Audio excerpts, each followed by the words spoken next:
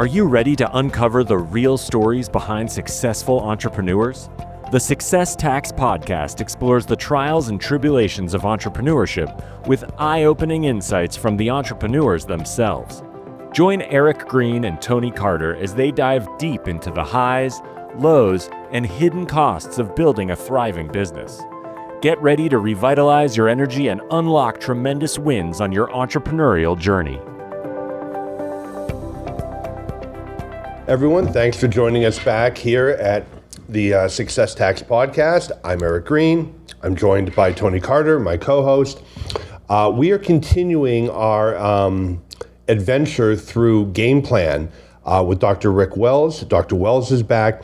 And today what we're going to be covering is the letter P, which stands for purpose. And we were having an interesting conversation as you were getting our coffee. Well, someone should. About, you were saying, about finding your why, thank you, Simon Sinek, it's famous TED Talk. And Rick was explaining why it's actually much bigger than that, actually. And at some point we had to stop because we really want to record this instead of doing everything ourselves. Right. So Dr. Wells, thank you for, of course, being back. And let's get into, understanding or finding your purpose. And that, as we were saying, that's kind of, it's bigger than why. It is bigger than why. Not to geek out on it too much, but why is an adverb. So it's very difficult to find, right? Mm-hmm. We find nouns, so the purpose is your enduring meaning behind your life. Whereas whys and when you start to look at it that way, it's more time bound. Whereas your purpose is more enduring over a lifetime. And it's something that needs to be uncovered because it's a function of becoming. You are something right now. You became something. You're an officer or an attorney, right? You did that. We can uncover the purpose behind that. Making that conscious and communicable is the foundation of leadership, is the foundation of soul-oriented work, and I think it involves the meaning of one's life, which I think many people are searching for. So when you talk about, our show is about entrepreneurship, mm-hmm. and someone wants to go out and become an electrician, a plumber, an attorney, whatever, how would they go about, so they're not setting out to find their purpose per se, right from the beginning, or are they? I think it would be a mistake to try and find your purpose and then move. It's more of a learn by doing. We talked about calling, we talked G.A.M.E, you found out what game you're playing. Now it's the planning is starting. So the P has to be it's the MO for the whole thing. And I think a hack for it, if you will, is to answer the question, what is it that you do? As a police officer, as an attorney, as a Marine, what is it that you do? And your response, when I typically ask people, the response is typically a noun. What do you do? I'm an attorney. I'm an attorney, right. But I asked you, what is it that you do? So I'm looking for a verb. So in order to bring it down to its essence, I'll give you one verb. What is the verb? What is it that you do? Right. And I've had many answers to that question. I love, I educate, I develop. That's the start of it. And your purpose is a function of your response to the world. So it's a function of responsibility. So your actions brought down into that verb, into what is it that you do, is a powerful response to that question. In other words, I'm not just an attorney. I am someone who helps people solve their financial problems.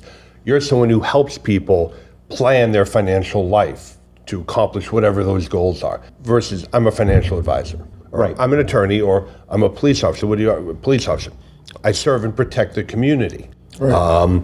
The social contract and all that. So how important is it for people, like you said, you don't necessarily think that through first and then move. You're going to move, and you'll kind of find it through that. Yeah.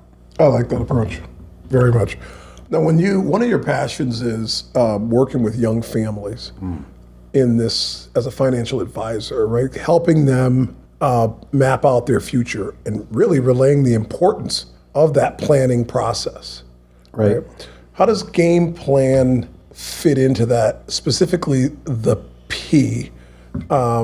Is there a purpose? Let me address what Eric said initially when he mentioned the words of service and help. Okay. When you're engaged with your purpose, you're automatically, magically involved in that thing which is greater than yourself. You're focused on the service as an attorney. You're focused on your contribution as a law enforcement officer. You're focused on betterment as an educator. That is much larger than yourself. So in engaging in that, your feet are firmly on the ground while your head can stay in the clouds. And that magical kind of, and I keep saying that because it really is, it becomes a part of who you are. Now you couple that with what you mentioned in the planning phase. In a life, what do you want for your children? What do you want for your lifestyle? What do you want for your legacy? What would you like to be known for? Those things have to be answered and guided by that which you value. That which you value is a very interesting, finding that out is a very interesting exercise because there are espoused values and then there are actual values.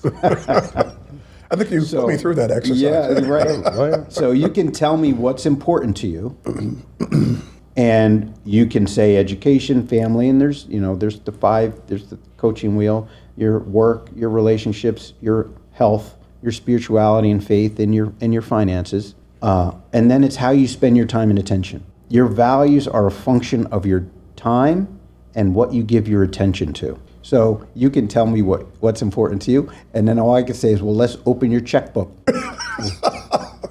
We'll see in about 2 minutes. And we're going to see how aligned they are. Right. So what I'm talking about when you start talking about your mission, again, the purpose precedes your passions and your performance. So when we're talking about the mission and everything, it's going to be a function of values and that which moves you. It also comes down to being honest with yourself. There's a great story about Ben Franklin. Do you remember they came out with those Franklin planners? And it was based on, I don't remember if it was 10 or 12 attributes.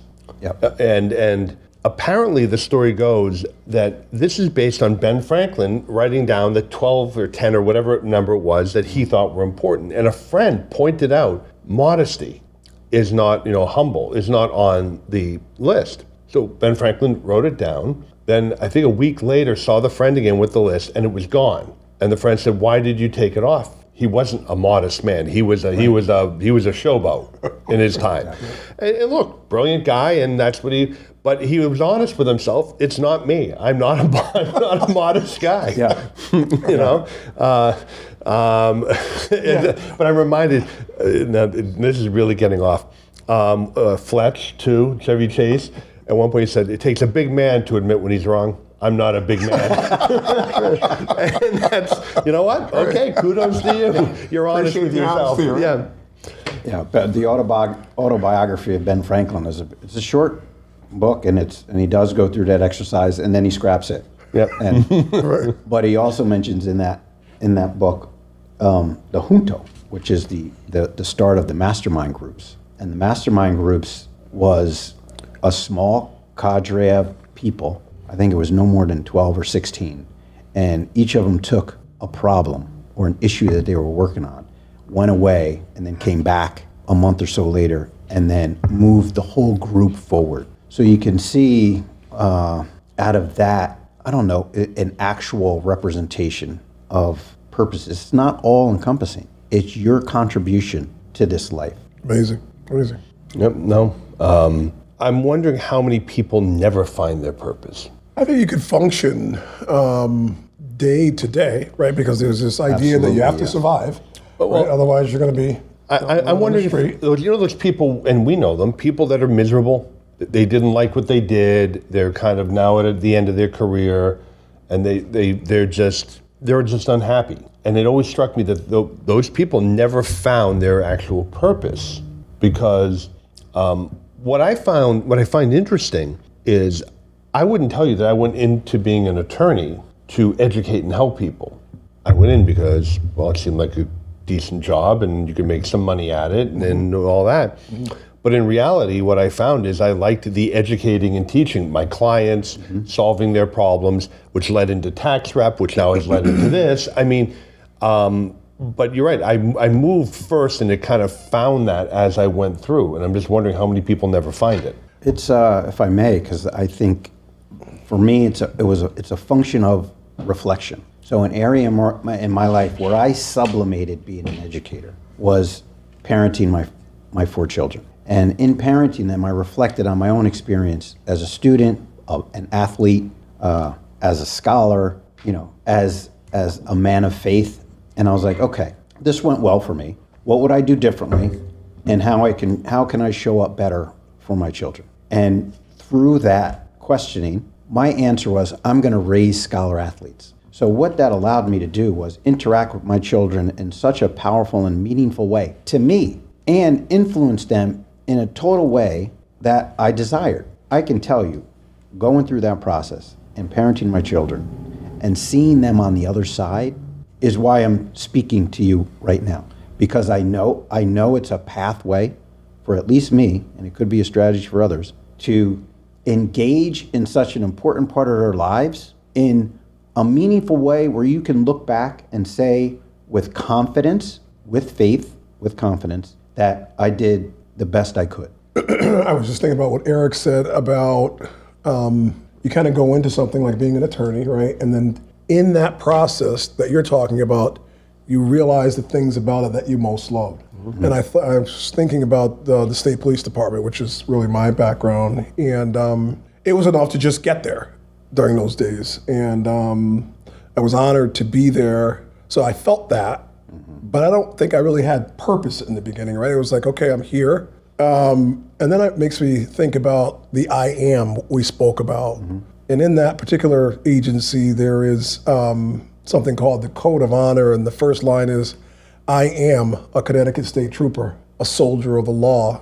To me is entrusted the honor of the department. And I remember reading that for the first time, albeit on my face, right, in the push-up position, right, in the heat. But in that first line, I think I began to feel like I was finding purpose. And that there's power in that. There was meaning in that I am. And then you go through a whole career, with that guidance and with that direction. And then eventually, like you, I found the training academy, this opportunity to share, coach, lead, mentor. And it was in those days that I realized my purpose. It took some time to get there, but so it is a journey. It's you seek and then you find. You don't find and then you start seeking. Right. I also suspect it's why people who go to pursue the money find that when they get the money, they're still empty, right? We all know people, I'll be happy when I have that house, I have that car, I've got so much money in the bank.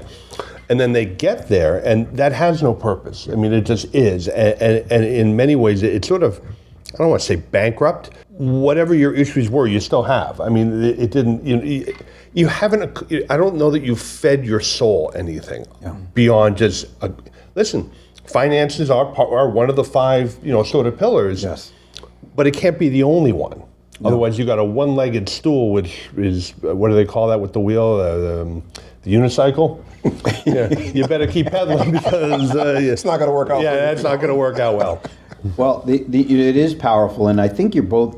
And there's 2 parts. One is the power of I am. If you understand, it was like I am a teacher. The a teacher part is the identity. That's what people typically identify with. However, that is a predicate that describes the I am. So your understanding of what I am means, that search for that meaning is what we're talking about. Mm-hmm. It's the first I am part, which is very powerful 2 words. You can uncover that through the narrative that you tell yourself. So you expressed how you started being an attorney, but then it became how I can help people. We would tease out that narrative. You talked about how you just needed to get, I would say you answered the call, into the police department, and now you realize that there's something larger, that you're engaged in something larger than Tony. And I was like, what next?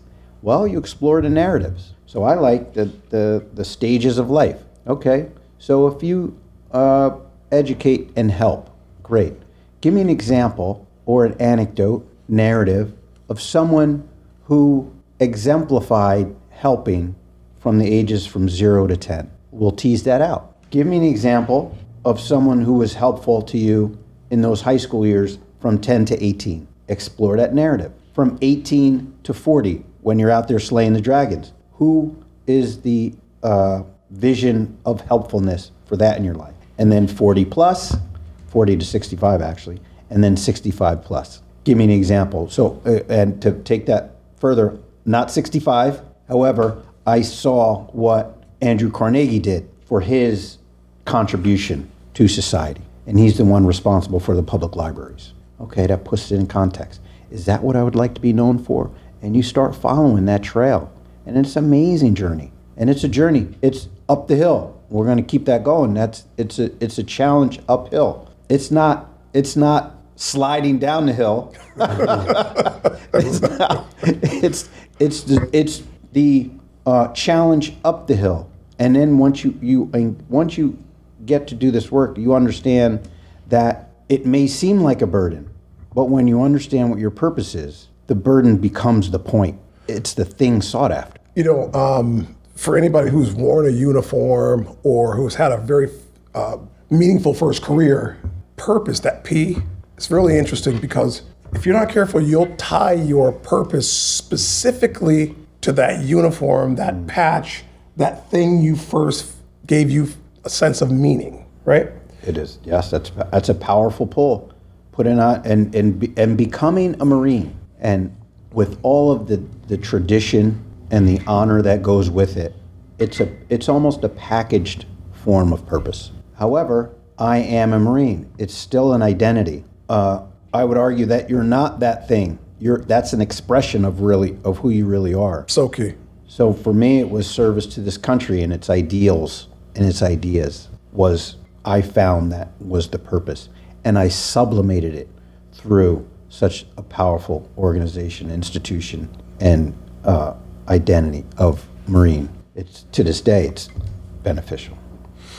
I'm very hopeful that people that are listening to our podcast, particularly coming from the Marine Corps or other armed forces, police, anything where you're wearing a uniform, because some people feel like they lose their purpose, right? They lose their drive, their ambition. Some lose that to even live, right? Because you feel as though you've lost the one thing that gave you purpose. And the way you said it is perfect. That was just the way that you expressed, right, your purpose. Yep. So that means you can pivot and you can move to something different where you are expressing that, right? And garner that same satisfaction. When you find that, what you choose to do just becomes a sublimation of what it is that you are. I educate as a Marine. I educate as a teacher.